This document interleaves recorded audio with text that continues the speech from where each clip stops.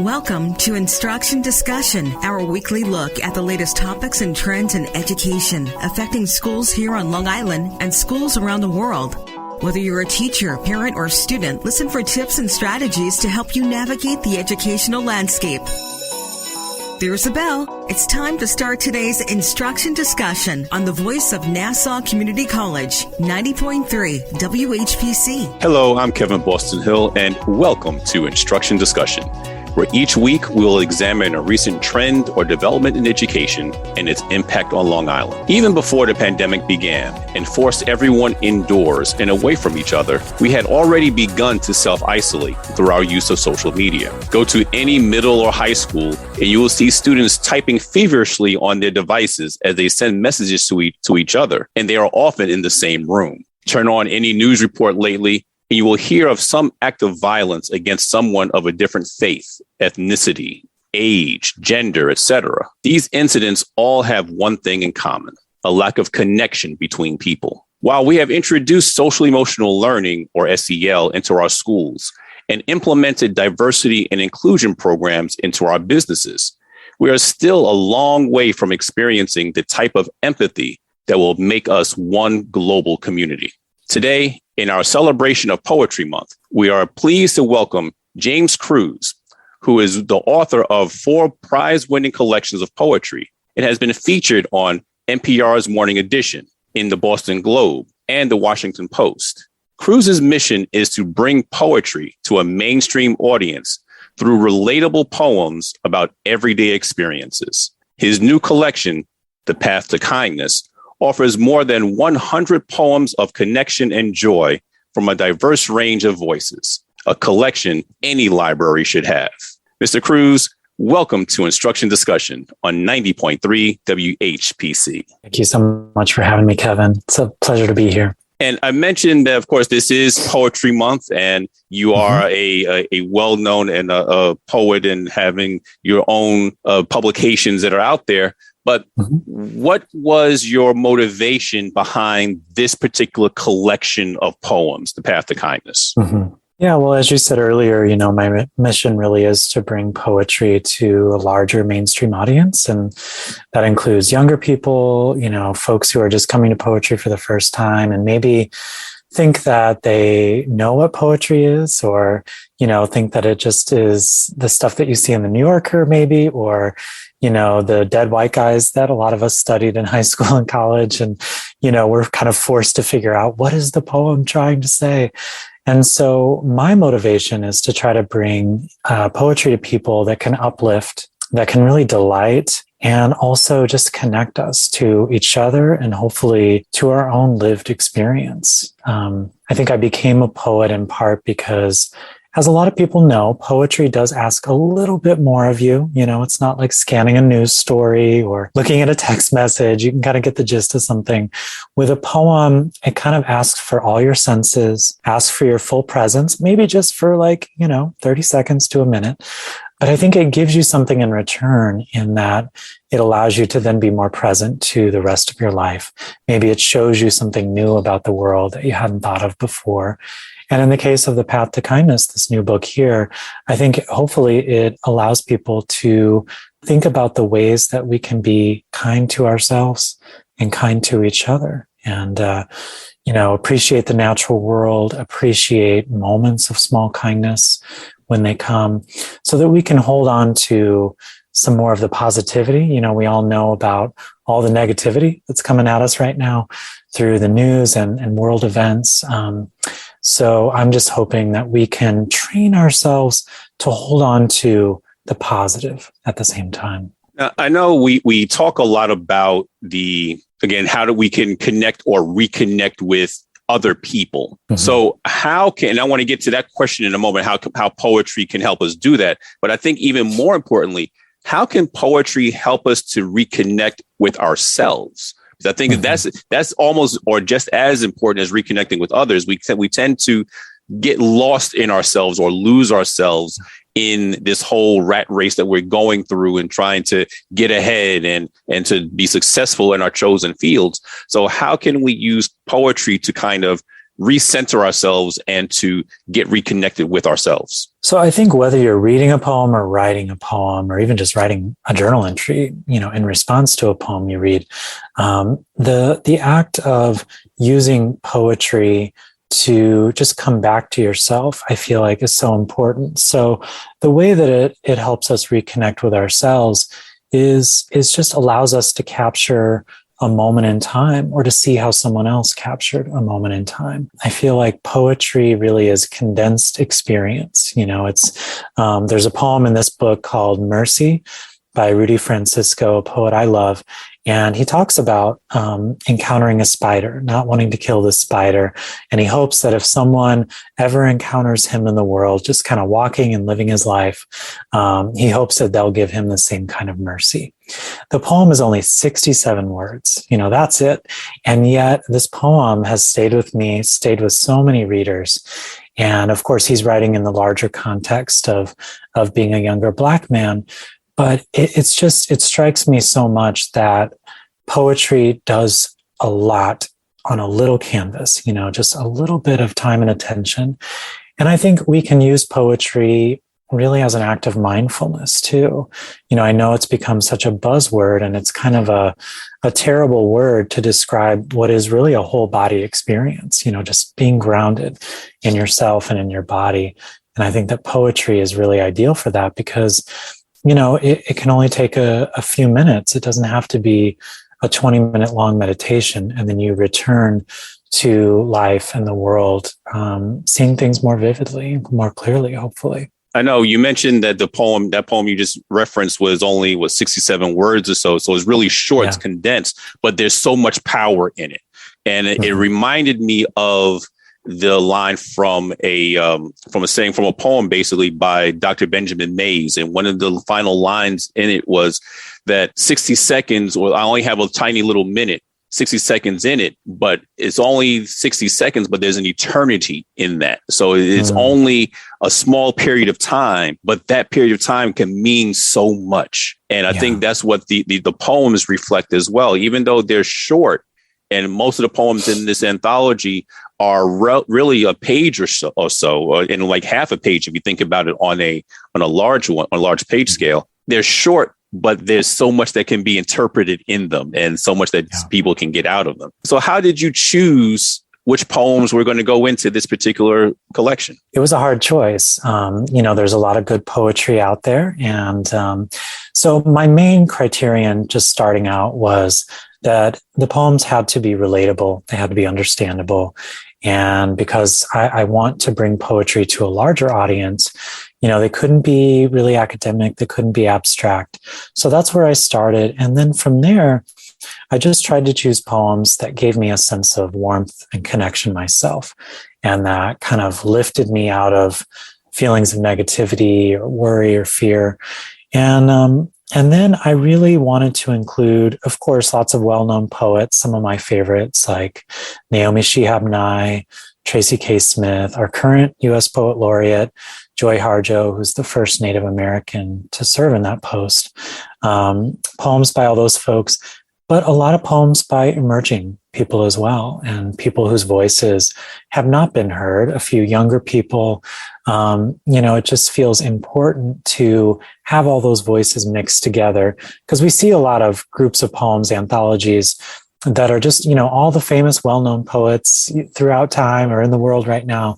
And I just feel like that's not as useful, that, you get a sense of immediacy if people are writing about life as we know it right now, whether it's, the pandemic and emerging from that, or, a moment of grief. It just feels much more immediate to have contemporary writers who are speaking to our current experience. And what would you say to younger people who are school-age people who are in school and going through particular issues that they're going through? How can they use poetry to deal with their particular issues? And even more specifically, how can they use your book? How can they use The Path to Kindness to help them through whatever it is that they're going through? Well, my hope always is that I get so much joy from writing. My hope is that everyone will start writing, and even just journaling or writing down notes in someone's phone. A lot of my students tell me that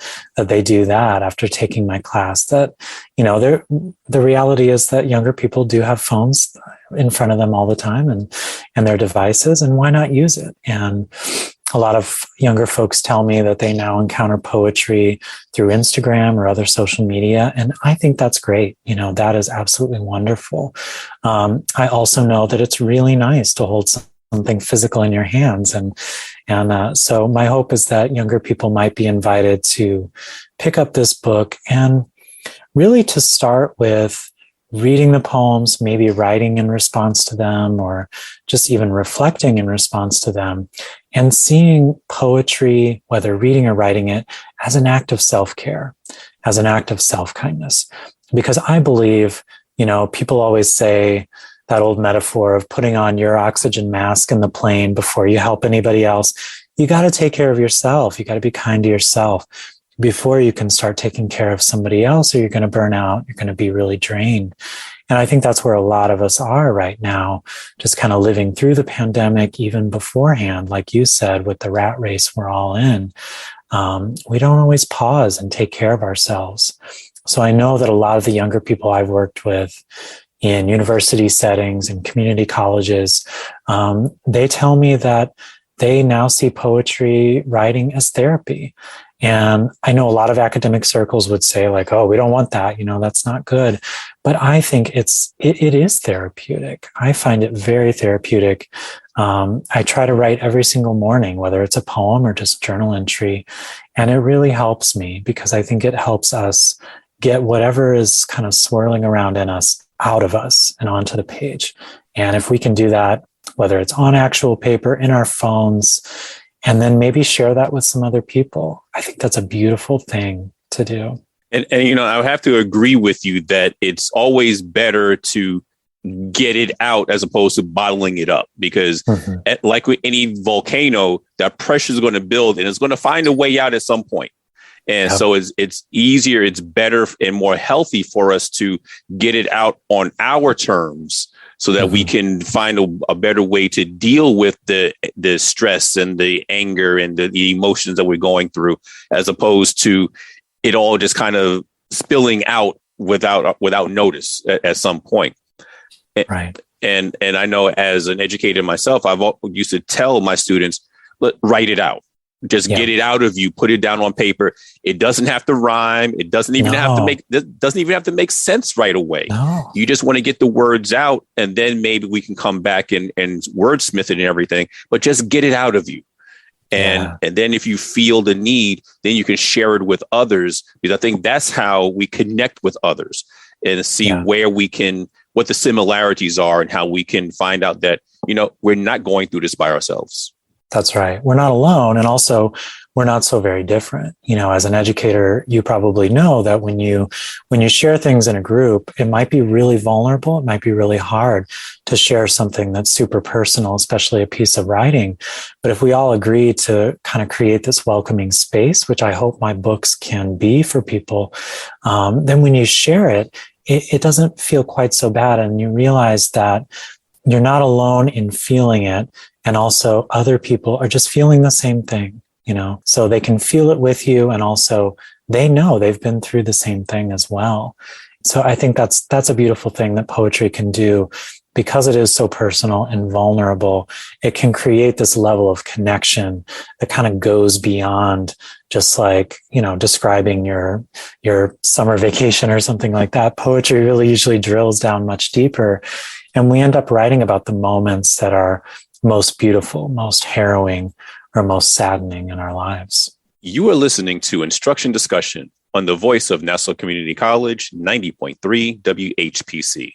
My name is Kevin Boston Hill, and our guest today is poet and editor of the collection of poems, The Path to Kindness, James Cruz. You mentioned a little early in one of your responses about how it's important it is to perhaps reflect on the poems that we're reading and even that we write and so forth.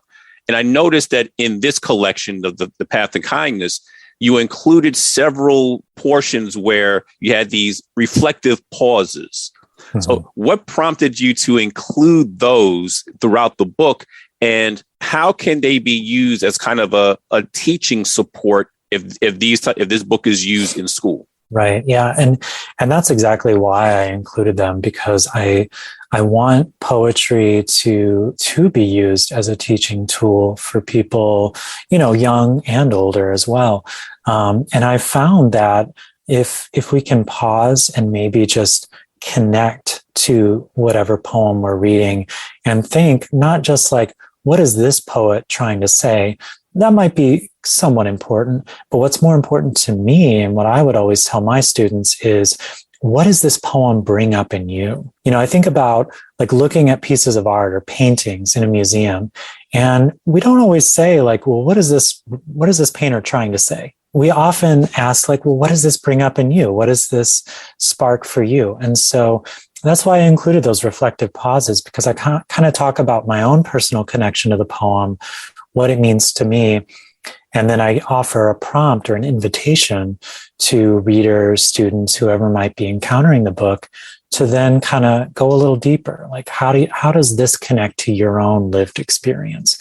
Because I think if we are able to make those links between our own lived experience and a piece of art, we're much more likely to feel a sense of kind of kinship with that artist and ownership over whatever we're reading. And so I not only included those, but at the back of the book, there are more questions about some of the poems, and then prompts and invitations for reading groups, classrooms, book clubs, because I just think my dream is that poetry becomes this widespread thing that we're all able to use and that we're not quite so intimidated by. And, Amanda Gorman, who I was lucky enough to include in my last anthology, she brought poetry to a whole new audience and a whole new group of younger people. And I think that's still happening, that poetry is still having this moment. And I hope that it continues. And I think it will, because you mentioned that in the back of the book, you have all these other questions for discussion and so forth.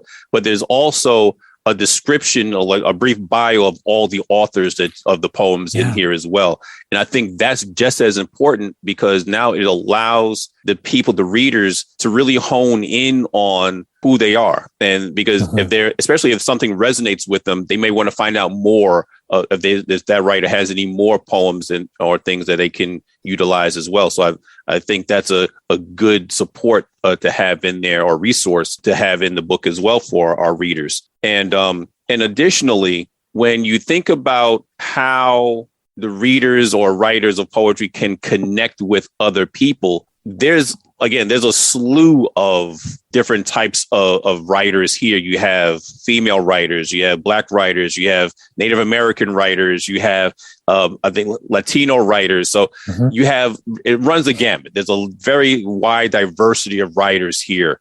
And again, how did you come across those particular writers to include into this particular anthology? Well, some of those writers I knew just from being a poet for a while and kind of doing my own studies, or just hanging out in bookstores and finding the books that spoke to me.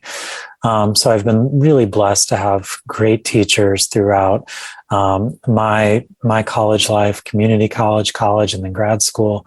And they really directed me toward a lot of writers whose work still resonates very deeply with me. But honestly, because I'm a poet and actively writing and publishing myself, I'm connected to a lot of other writers. And so, my social media feeds are like all poetry all the time. And so I encountered a lot of these poems from those individual writers who often post and share their poems for the community to kind of appreciate and get to know. And there were just certain poems, like I said before, that really spoke to me. And my goal really was, I'm glad that you recognize this, but my goal was to be as diverse as I could be, younger people, older people, men, women, queer writers, all over the spectrum.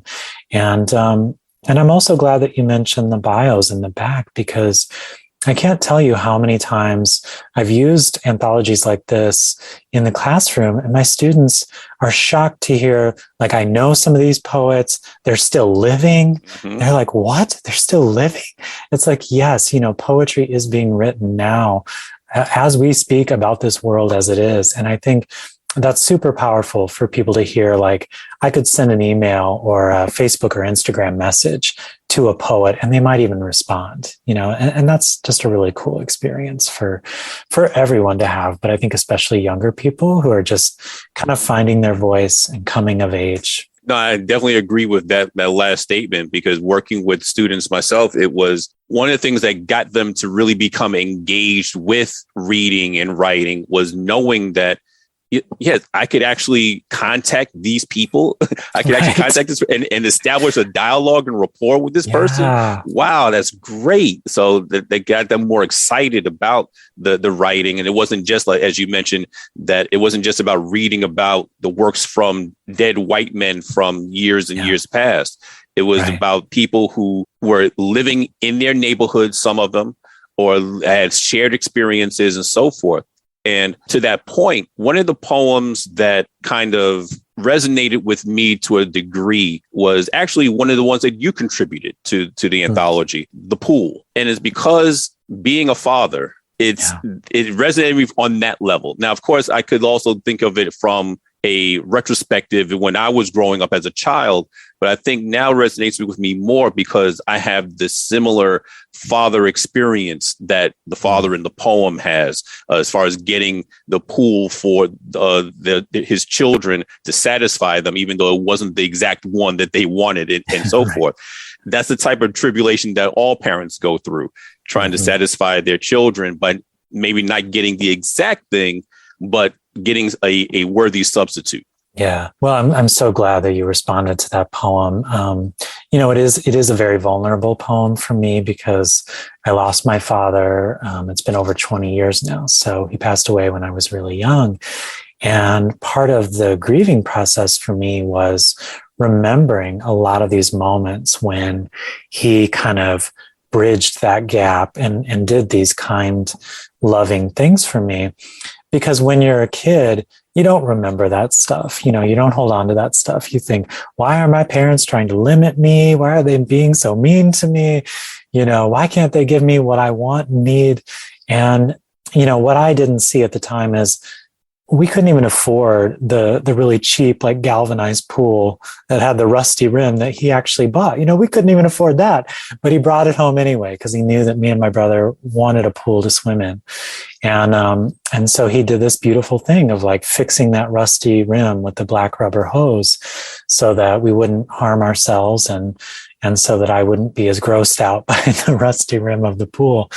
And I think you're absolutely right. It's like whether we're looking back at our own experience or we're feeling it from the current experience of having a father, this idea of parental sacrifice is almost like a universal thing. Like we don't recognize it as much when it's happening. And then when we're the ones who are making the sacrifices, suddenly things make a lot more sense to us. And it is that universal tribulation, as you describe it so well. And I think that's the magic of poetry. It was just this like sliver of a memory that came back to me. And it was a way of honoring my father's memory. And just, even though I don't openly say in the poem, it's inviting other people to think back and reflect on some of those other experiences that they've had that are maybe similar. And where can our listeners find out even more about not only your poetry that you write, but also the poetry from the book and anything else regarding The Path to Kindness? Yeah, so the best way to find me probably is on social media. I'm on Facebook. I'm also on Instagram at james.cruz.poet, and that's Cruz, Crews. And you can go to my website, jamescruz.net. You can also get The Path to Kindness anywhere you buy books. I always encourage people to get them from their local independent bookseller if they possibly can, and support those neighborhood businesses that need us the most. But you can buy it anywhere. And And I hope that people will check it out and know that even though it's poetry, it might not be what you expect. I really do like it. I like the way that it was actually bound as well. The pages seem that they're very heavy pages, not the typical printer pages that you would find, but they're heavy type pages. And it's a small book, like you literally slip it in your back pocket and carry it around with you. Totally. And that was our goal. You know, the cover art by the artist, Dinara Murtapalova, is really whimsical, welcoming. And we loved the size of these little books. Not to say that poetry is small or insignificant, but to make it this portable tool that you can carry with you. And so people love to keep it on their nightstands.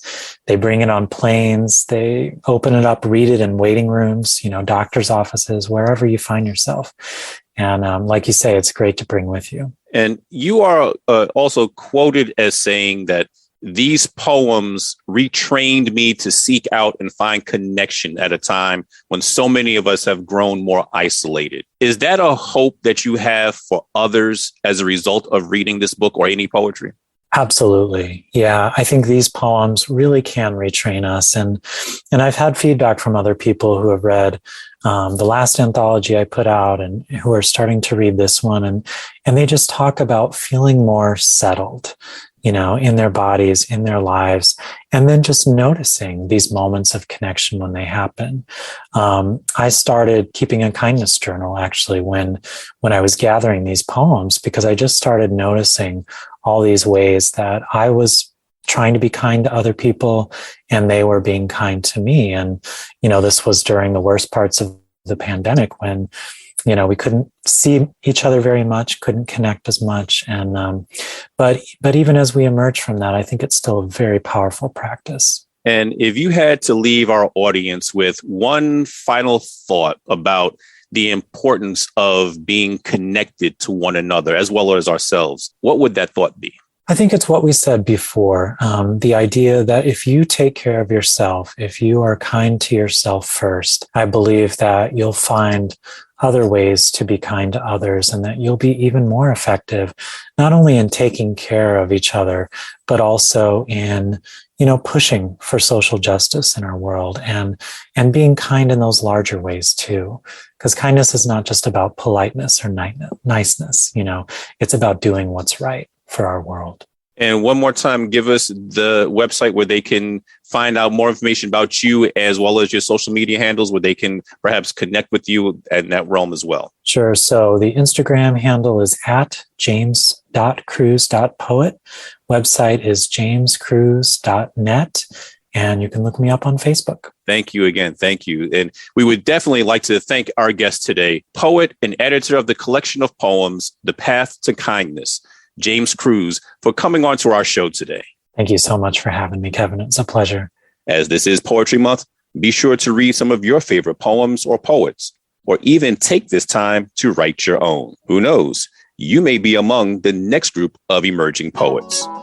Again, my name is Kevin Boston Hill, and thank you all for listening to Instruction Discussion right here on the voice of Nassau Community College, 90.3 WHPC.